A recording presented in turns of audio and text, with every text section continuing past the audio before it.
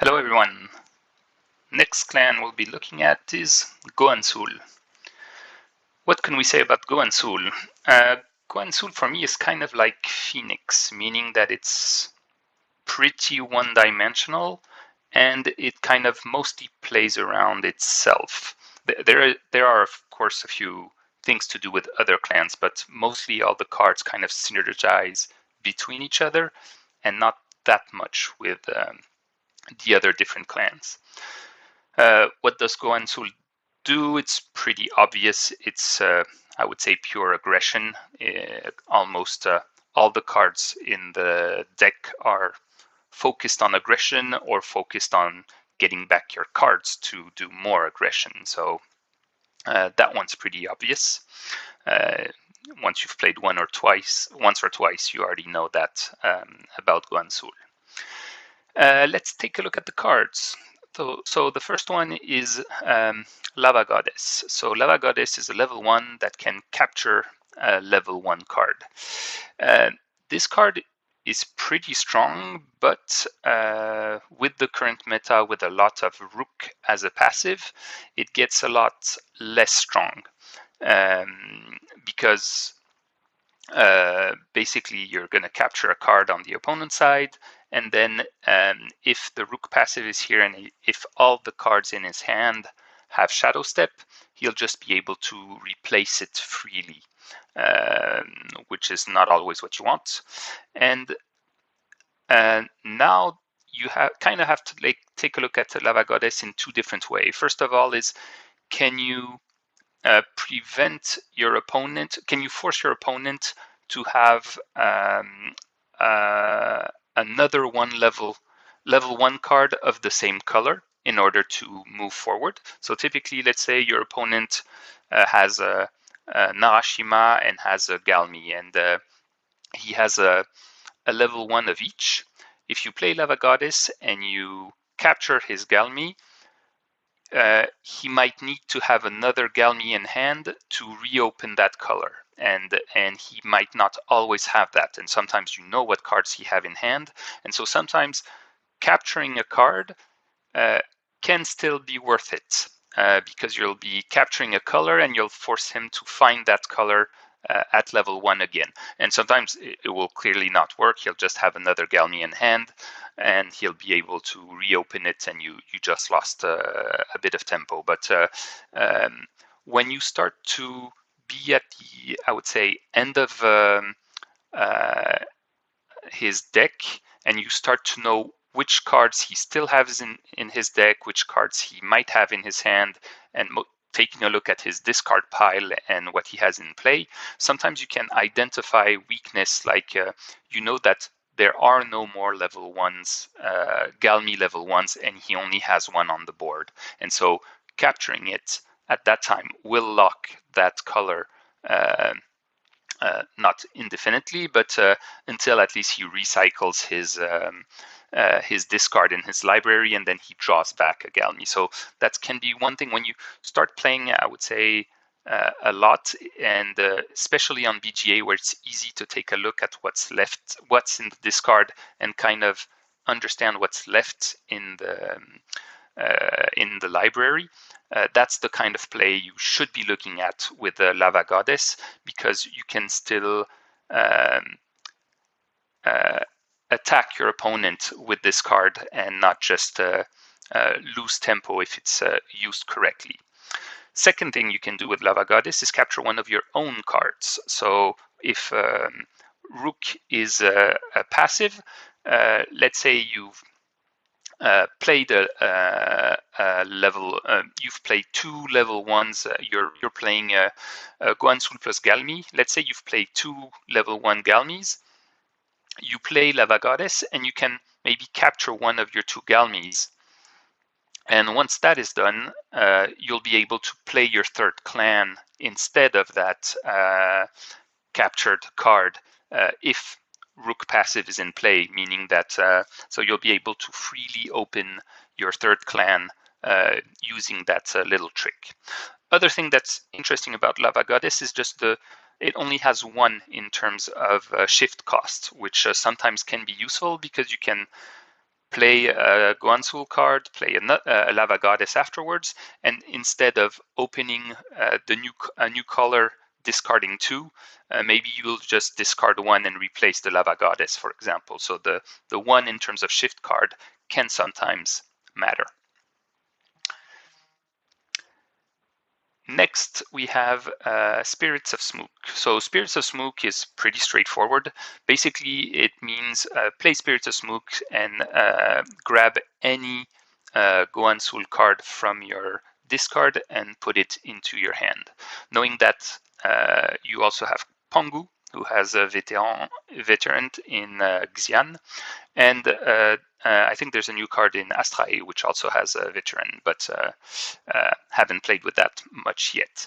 So this one is pretty straightforward, and it can sometimes kind of snowball because maybe first round you've played a lot of your Goan-Sul to kind of aggress your opponent, and you manage to force him to pass, and you manage to win the first round, and then all of your Goan-Sul kind of go in the bin because you have to sacrifice half of your cards at the end of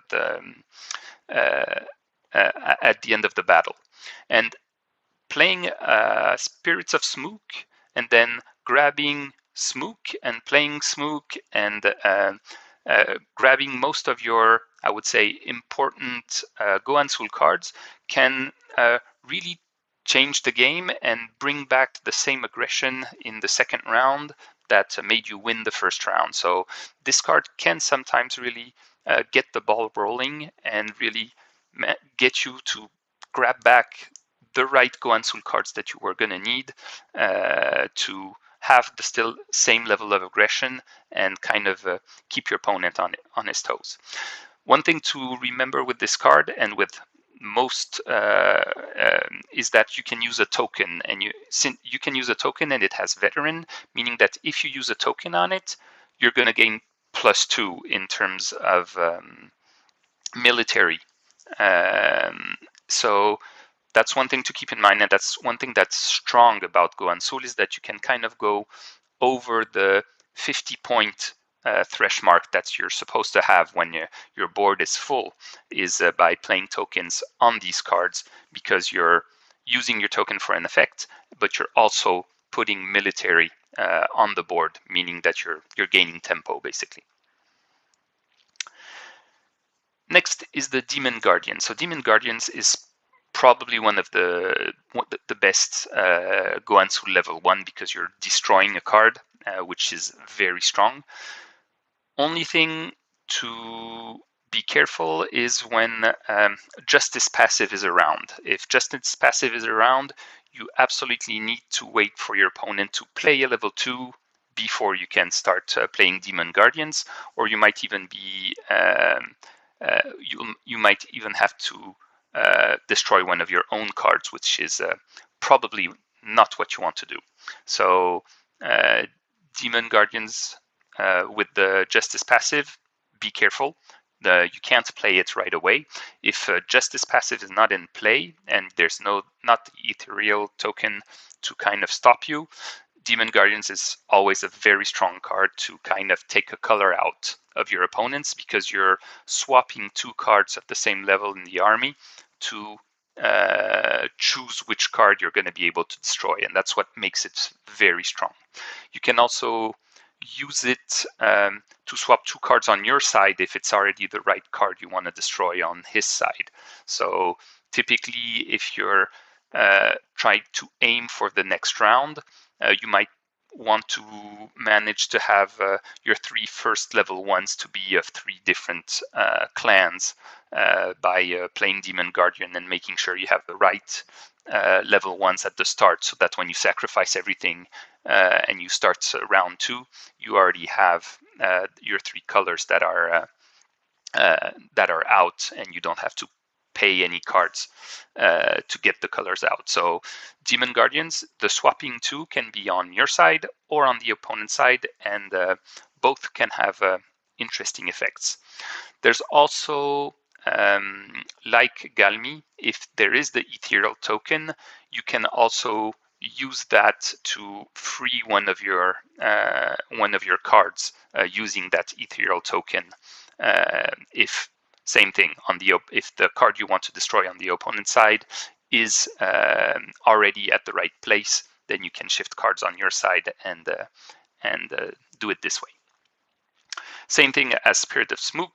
You can replay a token on it, and sometimes it's really worth it because you're going to be playing a token to make the opponent lose 2 cards if he wants to reopen with that color, plus you're gaining 2 in terms of military. So that can be sometimes can be a very interesting play if you're playing a really, I would say, aggressive game. Do not hesitate to put a token on Demon Guardians. The effect is very strong, and you're also winning military. So that's nice.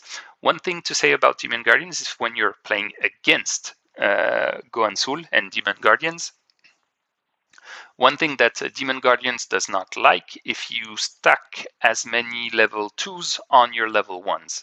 So you'll always be vulnerable when you add a new level 1, but if you can quickly manage to add a new level 2 on top, so like for example you have 3 level 1s then 3 level 2s, Demon Guardians become a lot less effective because you can only destroy a free open card, and if you have your level 2s on your level 1s, he won't be able to work. So when you play against Goan-Sul, that's probably something to keep in mind. If you don't have the Justice ethereal token, then quickly playing level 2s on top of your level 1s can protect them from this threat.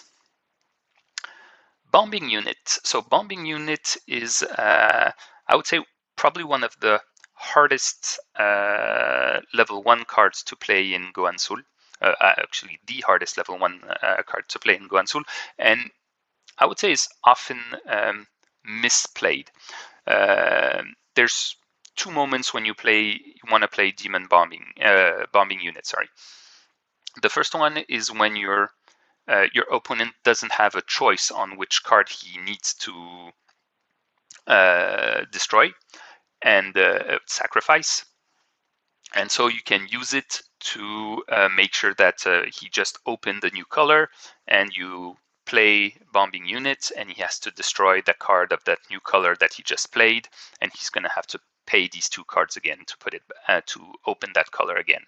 So that's one moment where it's very strong. Another one is it can be especially strong when the opponent is trying to finish off with 15 cards, or when he's playing correctly against, I would say, Demon Guardians, and he's starting to stack his level 2s on his level 1s, and maybe even stack his level 3s on his level 2s to, same thing, avoid being hit by Hempo. In that case, Bombing Unit can really punish him, because you're going to be sacrificing a level 1 and you're going to be forcing him to sacrifice a level 3, for example. So when the opponent starts to correctly play against Goan-Sul and be careful on how he stacks his cards, that's when Bombing Units can make a dent. So keeping that in mind. Second thing is, don't forget that this one you can also add a token on it. So sometimes when you're really in a pinch and you have to force him to sacrifice something, or else he's going to finish the game pretty quickly, and putting a token on it is worth it. And if you've won a round, knowing that you can activate it twice is something to keep in mind. So one of the way of activating it twice is, of course, if you're shifting Bombing Unit in that case, you can sacrifice another level 1 and then activate Bombing Unit again. Or if you also have level 2s or level 3s that you want to get rid of, then you can play Bombing Unit, sacrifice your level 2, and then reactivate Bombing Unit. To reactivate Bombing Unit, you must have not sacrificed it, of course. So, or else he won't be there to do the second trigger. So, but something to keep in mind, I know I've lost games to bombing units because it's one of the cards you don't always think about, and you're kind of trying to block his Demon Guardians, block his Empo, and then you get a bombing unit, and you have to sacrifice one of the key cards you wanted, typically a BHG that you were putting in, and then where you were expecting to get a token soon, and then a bombing unit kind of comes and ruins your day. So interesting card, to say the least. Next, let's go to the level 2. So actually, level 2 is it's pretty easy. You're going to have Alpha, which is the same as Lava Goddess, but on level 2, meaning that it can capture a level 1 or a level 2. And if you've won one of the great battles, you can even capture a level 3. And Hempo, same thing. It's like Demon Guardian, but as a level 2, so you can swap any 2 cards of any 2 armies, then destroy an open level 1 or level 2 card. And if you have won the great battle, you can also destroy a level 3. So basically, the things to say about these 2 cards are exactly the same things that I've said about Lava Goddess and Demon Guardian. And that's one of the reasons why Goan-Sul is a kind of pretty linear clan, and probably one of the easiest to start with Galmi. And actually, for beginners, I would say Galmi plus Goan-Sul is a pretty good combo, because the Galmi kind of plays by itself, and Goan-Sul is not no-brainer, that's not true, but at least the direction and what it's trying to do is pretty easy. And the cards kind of do the same thing. Next is Hemro, the Bounty Hunter. So this is a card that when it comes into play has no effect, which means that you're probably losing tempo. And this card also does not have any shift costs. So once you've put it into play, you're going to be keeping it on your board for a while. Well, maybe with bombing unit you can get rid of it, but that's not always what you want to do. So Hemro, what does it do? So it's passive, and when you capture or destroy an opposing bounty card, you draw an additional card. So you're going to lose tempo, but depending on what combinations your opponent has, this card can actually be strong. Typically, if you're playing against Phoenix, Tomorrow, Narashima, or Abilasha, these are clans that have, and Xian, that have bounty cards, have level 1 bounty cards, meaning that they're often going to play these bounty cards. Abu Nakashia as well, actually. And so these are clans that will often play bounty cards, because those are strong cards and they will want to play them. So having playing a Hemro can actually signal to your opponent, be careful, any bounty card you're going to play, I'm going to draw a lot. And that's how the Goan-Sul clan plays. You're using your cards, and basically you're trying to destroy cards. You're often trying to destroy the strong cards of your opponent, and if those are bounty cards, you're drawing, and this card just amplifies that. And so playing it, you can sometimes play it just as kind of a threat to your opponent, saying, be careful, do not play any more bounty cards, or else I'm going to draw a lot. And sometimes just that threat can prevent him of playing as he wanted. And sometimes he won't be wary of that threat. He will still play bounty cards, and in that case, your Lava Goddess, your Demon Guardians, your Alpha, your Hempo are just going to be a lot stronger, because drawing 2 cards when you capture a bounty card really does make a difference. So that's about it, what I have to say on Hemro. Just one thing is, it's a good, with the Astrai, this card is gaining Akasha, which I think is a pretty good thing, because having this card in, so when Goan-Sul is banned, we'll see what happens here, but to be able to ban him yourself to get that passive always in play, typically with Orga, and we're going to talk about him right afterwards, is an interesting side that Goan-Sul is getting, which he didn't have before without that Akasha. So I think giving him Akasha is actually a pretty nice touch for the game. Next card is Orga, and Orga is very strange because Orga is you do not understand what Orga is doing in Goan-Sul. First of all, it has bounty, which is a bit surprising because for me, I don't consider it as a very strong card. You can make some very strong moves with it, but it's very, very situational. And and as Goan-Sul, I kind of don't see the point of exiling cards, my cards or the opponent's card, actually. So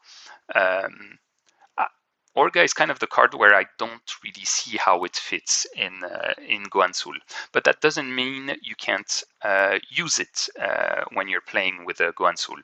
So what are the nice uses of Orga?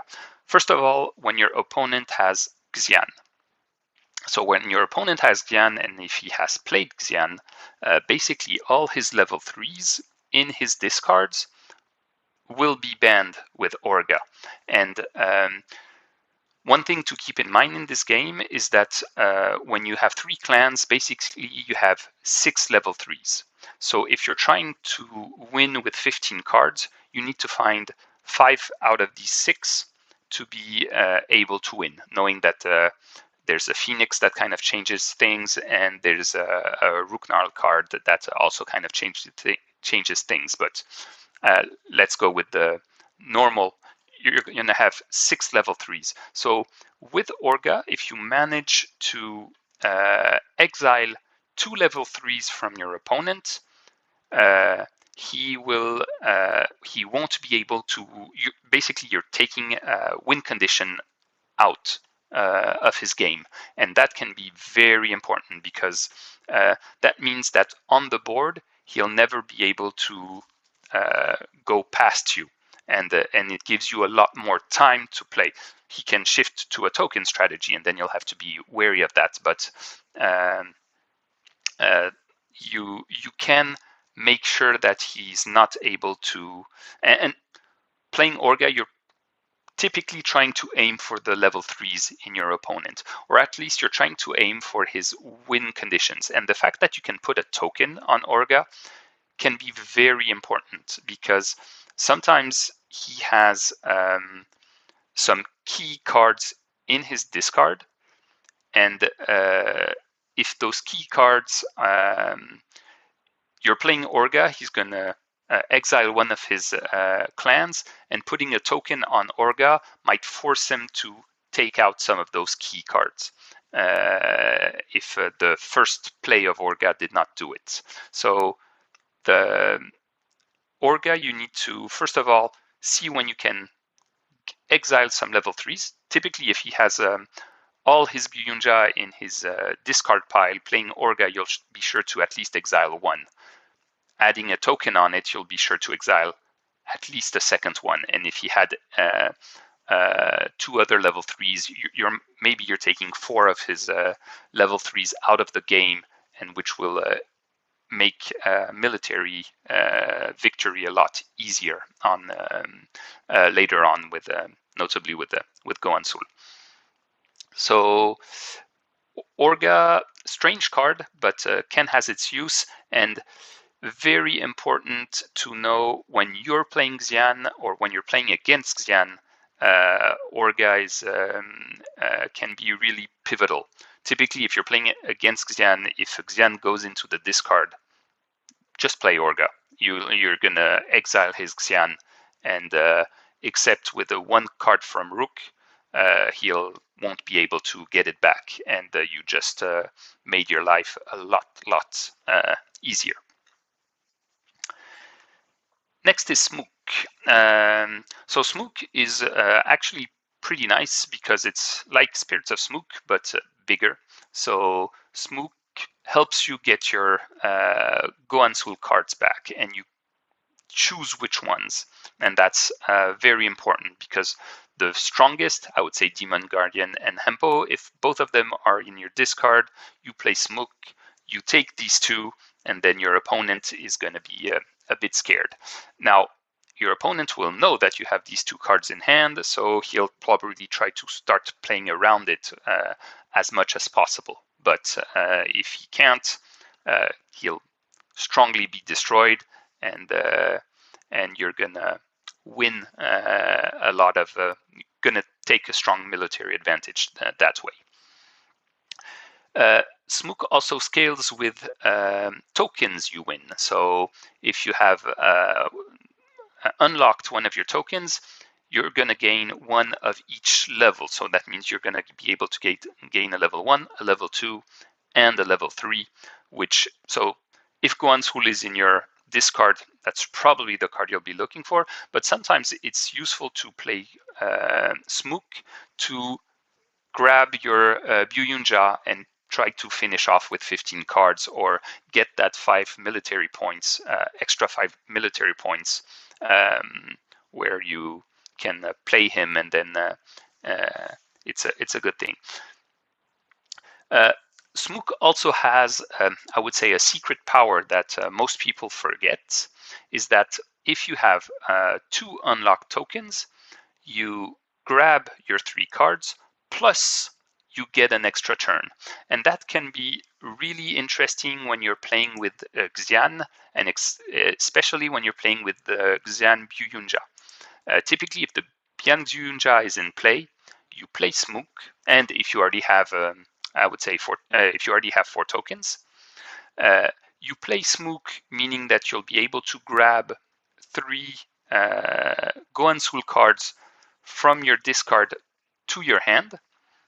So that makes already 3 cards of the same color in your hand, which is a strong step towards this token, and you get an extra turn. And if in that extra turn, typically you're playing a token on 3 wishes, or you're playing a token on Dalister where there's and it becomes a draw 2 or draw 3, or a token on faces and it becomes a draw 2 or draw 3.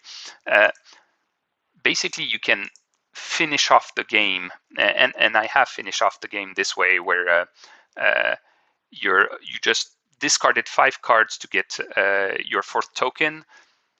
You play that token on Smook, you grab 3 new cards back, and then you're just playing a 3-wish, or playing a token on 3-wish, and your opponent doesn't even have a time to react because you're winning that extra turn. So Smook plus the Xian Byuyunja can be a fun combo, especially if you've unlocked. First of all, once you have locked 1 token, Smook is bringing 3 cards back, so that can already be a nice start for this. And if you have the 2 tokens, then you can even play Smook, get the extra turn, play the other token on Smook, and you'll be grabbing 5 or 6 Goan-Sul cards in your hand, and you'll be able to finish off with that Byuyunja. So quick, I would say, fun interaction when you're playing Xian plus Goan-Sul, and if you kind of pivoted your strategy to tokens instead of aggression, Smook can be a nice surprise against your opponent. Next, we have Goan-Sul. So Goan-Sul, what does it do? It destroys all open cards from any one clan. And when you win a great battle with a difference of 10 or more military value, you immediately win the game. And if you don't, you sacrifice an additional card. So that passive is actually very important, because Goan-Sul is a card that can make you win in the first round if your opponent I don't know, has, I would say, a bad draw, or if you manage to lock him in the very beginning, I've won games in 5 or 6 rounds where my opponent didn't have the right cards, had to pass. I had one level 1, one Goan-Sul level 1, a Goan-Sul level 2, and I had 3 turns to kind of go as far as I could in my library to try to find Goan-Sul, and if I did, you just play him and you finish the game, and it's a very quick victory. His destroy all open cards is so same thing when you're playing against Xian. The destroy all open cards can be really devastating because all his level 3s will be from the clan. If Xian is in play, all his level 3s are already of any of the clan you need. So if he has a level 2, that's Narashima, and for example, tomorrow Byu Yunja, and they're both cascading. If Xian is in play, or if the passive has been turned, you just play your Goan-Sul, you say Narashima, and the Byu Yunja will also be blown up at the same time. So that's one thing to note, and can be important, especially when Xian is in play. One thing is that Justice passive strongly limits Goan-Sul, because with the Justice passive, you'll never be able to blow up the third row, meaning you're only aggressing a level 2 and a level 1. So when Justice is not in play, I would say your ceiling is destroying up to 10 military points of cards on your opponent's side. When Justice passive in play, that goes from 10 to 5. So makes a big dent on what you can do. Also keep in mind that at the end of the round, if you haven't managed to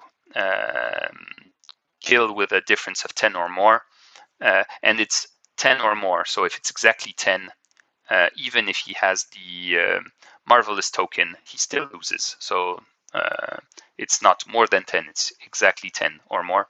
If you don't manage, you'll be destroying an extra card, and sometimes that can hurt, so be wary of that before playing Goan-Sul. Last thing on Goan-Sul is also learn to play against Goan-Sul. So it's kind of like Hempo and like Demon Guardians. You want to build, you kind of want to build vertically when you're playing against Goan-Sul. So not at the beginning of the round, but when he can, when you know he'll be able to play Goan-Sul, and that he's more and more, it's more and more probable that he has Goan-Sul in his hand, you might want to start building vertically. In that case, Goan-Sul will only be able to destroy one card. And if Justice passive is in play, playing vertically will just make his power useless. If you've made a tower, and with the ethereal token, Goan-Sul just becomes useless. Last card is the Byu Yunja, and this one is actually pretty straightforward. Is if you win a great battle, you unlock a token. So it's like the Galmi one, meaning that you'll never get more than one token with this Byu Yunja, because if you win the first great battle, then you get a token. If you win the second, it doesn't matter if you win the token, you already won the game. So that's not very useful. So you'll only ever get one with this Byu Yunja, but sometimes that one token can be the difference. And since the whole clan is built on you getting a stronger military than the opponent, it actually fits in the clan, so that's not a bad thing. Thing to note is that with Rook being as a passive, the games kind of tend to finish in one round in the current meta, because either basically having Rook as a passive kind of helps going up to 15 cards, because capturing is not as strong, so it's harder to lock your opponent because he'll be able to open the other clan cards in an easier way. And once his clan cards are open, he'll be able to basically, with the Rook as a passive, developing your board is a lot easier, and locking your opponent is a lot harder. So a lot of games kind of finish with the 15 cards and on the first round. Another thing that we see a lot more is token victories. And when decks are built to token victories, they usually don't need 2 rounds to get there. So either if you're locking them enough, they won't be able to finish too fast, but a lot of combinations can get you tokens quick enough to finish in a single round. So actually, this Byunja is probably one of the Byunja where I've won the least number of token, especially if you have a strong army enough and Goan-Sul is in play. You don't even need the token. You're finishing off the game round 1, and with the current meta, lots of games finish round 1. So not the strongest Byunja, but at least it fits the clan and works well with the rest of the clan. Goan-Sul, what does it play well with? Goan-Sul plus Xian can be pretty scary, because all your aggression you have here can be copied by Dancing Dragons, by Valine, and by Xian on this side. So Xian kind of has that power to boost a clan in the direction that it's already strong in. So you're playing Goan-Sul, which is a lot of aggression. You play Xian with it, you have even more aggression, and that can sometimes be backbreaking for your opponent. So Xian plus Goan-Sul can be a nice combo, knowing that Goan-Sul doesn't have a lot of drawing potential. His only drawing potential is capturing opponents' bounty cards, and sometimes drawing 2 with a Hemo. So often with Goan-Sul, you're going to want to add a drawing clan with it. So Xian helps because he has some level 1s that manage to draw cards, and some level 2s as well. But Goan-Sul can also be played with Phoenix if you want to draw, with Galmi if you want to draw, and something to keep in mind: if you're playing only Goan-Sul, your hand will run out pretty fast, and you're going to need to draw some extra gas, or your opponent might outlast your aggression, and even if you're the aggressor, might still win on board. And I would say that's about it for Goan-Sul. Tell me what you think, and the next clan I'll be covering will probably be Justice, so an interesting one. Bye everyone.